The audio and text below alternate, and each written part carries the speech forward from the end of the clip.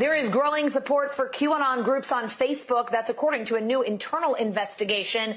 NBC News reporter Brandy Zadrozny joining us now. Brandy, tell us about this Facebook investigation. What are they finding? Well, we did a recent investigation where we got some leaked documents which showed an internal investigation by Facebook into the QAnon community. What it showed us, and that we had never seen before, was the massive scale of the QAnon community. I mean, we tend to think of these things as, fringe conspiracies, but really this movement is full of people. We found thousands of Facebook groups and pages with millions of members in them. So it just really showed us how huge this movement is.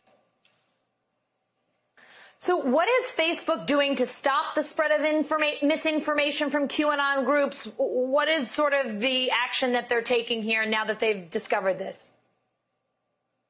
Well, based on internal sources in Facebook, what we've learned is that they're currently using some of this information to decide on what they're going to do with QAnon on the platform. They've taken recent action with anti-vaccination activists in 2019, with the violent Boogaloo movement in 2020, and now they're really focusing on QAnon. There's a number of things that they're discussing.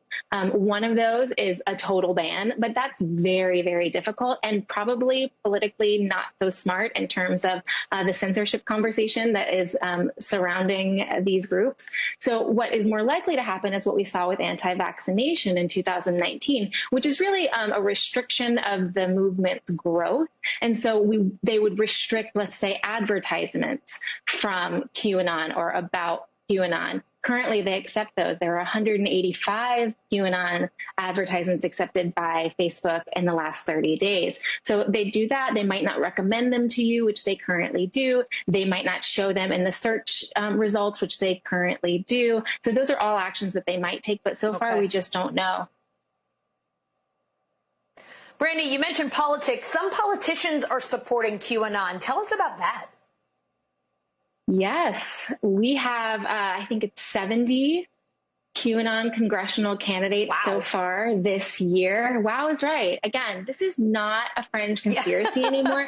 This is a political movement. This is the mainstream. And that's terrifying because we have to remember when we talk about this, this is not MAGA, pro-America. This is a conspiracy that claims that an anonymous poster on a fringe racist website is leaking clues about Donald Trump's secret war against a cabal of Hollywood elites and Democratic politicians who are eating children. It's insane and it's very dangerous. And we've seen that violent acts can come from it.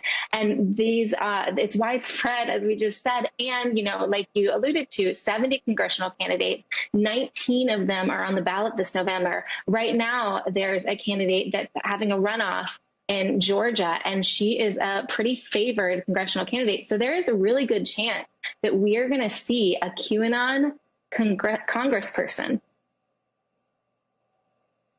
Brandy, just more evidence that 2020 is a year like no other. Thank you so much for being on. Thank you.